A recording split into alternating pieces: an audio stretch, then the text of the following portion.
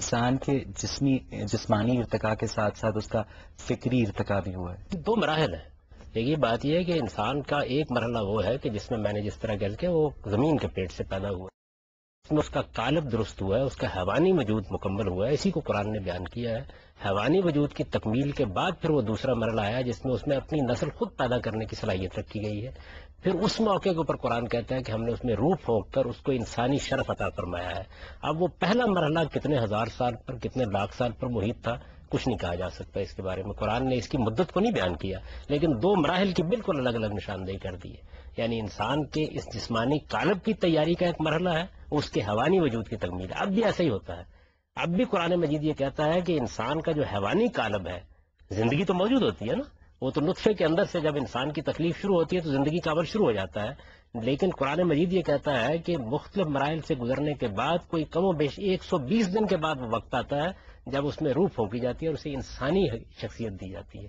تو آج بھی وہ کم و بیش 120 دن کے بعد ملتی ہے. اس وقت ہو سکتا ہے ہزاروں سال کے بعد ملی. صحیح، پوچھو. سر میرا سوال آپ سے یہ ہے کہ اگر ہم خدا کے مذہب کو اس کی ایک انٹینجیبل کریشن مان لیں اور اس کے پروسیس کو دیکھیں اور اس کو ایوولوشن کے نظریے سے منطبق کرنا چاہیں تو مجھے جہاں تک نظر آتا ہے وہ تین چیزیں نظر آتی ہیں. ایک تو وہ بنیادی پوٹینشیل ہے جو خدا نے انسان کو دیا جو کہ اس کا دماغ ہے. دوسری چیز وہ ہے جو کہ اتفاقات پہ بیس کرتی ہے جس میں ڈفرینٹ قسم کے چانسز ہیں جو انسان کی ول پاور ہے جس کے ذریعے انسان نے علوم حاصل کیے اور کسی کے حد تک خدا کا تصور بھی واضح کیا. اور تیسری چیز اس میں یہ آتی ہے کہ خدا نے جب زمان اور مکان کے قواعد توڑے جس کو ہم ٹائم اینڈ اسپیس کہتے ہیں اور وہیاں نازل کی انسان کے اوپر، تو اس کے ذریعے خدا نے اپنے اس ایوولوشنری پروسیس کو کنٹرول کرنا چاہا. تو یہ خدا کے مذہب کا پروسیس ہے جو کہ آہستہ آہستہ آدم سے لے کے حضرت محمد صلی اللہ علیہ وسلم تک چلا. اسی نظریے کو اگر ہم انسانی جسم کے اوپر منطبق کرنا چاہیں تو میں یہ کہہ سکتا ہوں کیا کہ ایک بیسک مادہ تھا جس کے اندر خدا نے ایک پوٹینشیل دیا اور اس میں ایک اتفاقات اور چانسز تھے اور ڈفرینٹ قسم کے آؤٹ کمس تھے جس کو خدا نے باری باری پرکھا اور پھر اینڈ میں اس ٹائم اور اسپیس کے قوانین کو توڑ کے اس کی تخلیق فرمائی.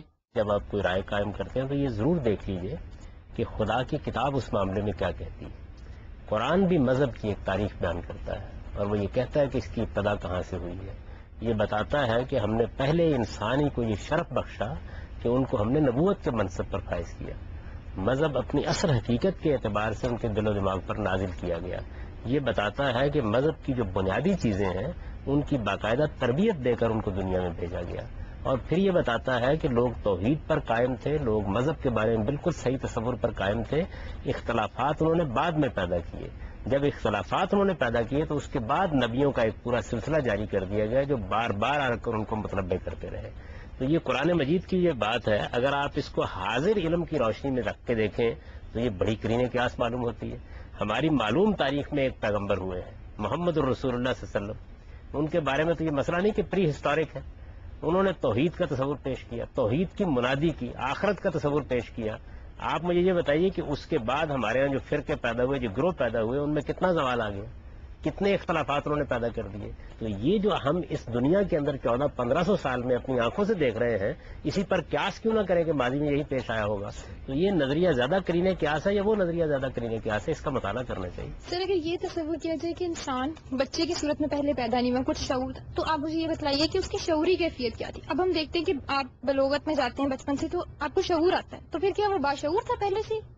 یہ آدم و حوا کے بارے میں یہی معلوم ہوتا ہے کہ وہ باشعور تھے. اللہ تعالیٰ نے ان سے کلام کیا، ان کو مخاطبے کا شرف حاصل ہوا، ان کو ایک خاص جگہ پر رکھ کر بتایا گیا کہ ان کی فطرت کیا ہے، ضروری تعلیم دی گئی، اس کے بعد اس دنیا کی ابتدا کر دی گئی.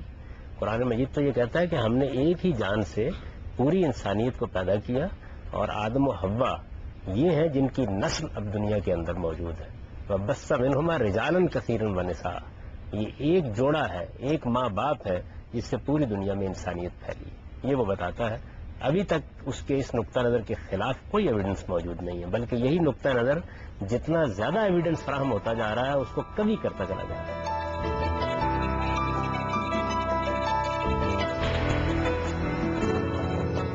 بات یہاں پہ جو زیادہ تر ہو رہی ہے اس کو اگر ہم تھوڑا جنرلائز کریں تو وہ یہ ریزن اور فیتھ کی بات ہو رہی ہے.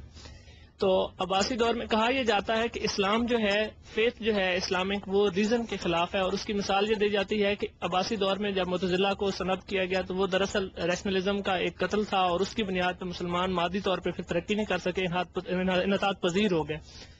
تو میرا سوال یہ ہے کہ کیا اسلام ریزن کو سنب کرتا ہے، یا اس ریزن کو صرف سنب کرتا ہے، اس سائنس اور اس فیتھ اور ریزن کے اس ریلیشن کو جس میں ایک دوسرے پر اطباق و تطبیق سے اسلام کو سائنس سے ثابت کیا جاتا ہے اور سائنس کو اسلام میں؟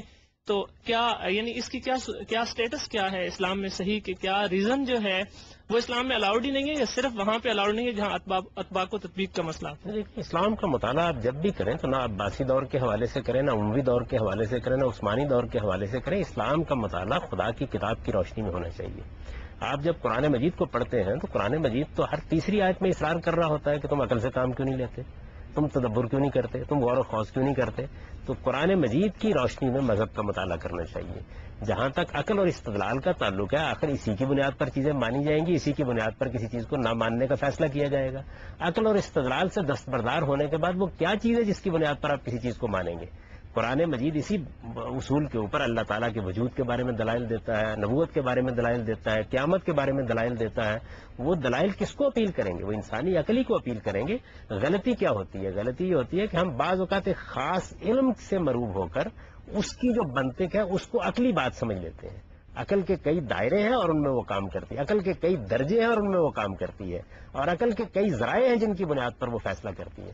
مثلا میں اپنے حادثہ اخلاقی کو اپنے اندر پاتا ہوں، خیر و شر کا ایک شعور ہے، تو میری عقل ہی ہے جو اس کا ادراک کرتی ہے، لیکن وہ کوئی منطقی استدلال کی چیز نہیں ہے. منطقی استدلال بالکل اور چیز ہے اور عقلی استدلال بالکل اور چیز ہے. ان دونوں کو الگ الگ طریقے سے سمجھ لینا چاہیے. تو مذہب کبھی بھی عقلی استدلال کے خلاف نہیں ہو سکتا، نہ کبھی ایسی بات کہی گئی ہے.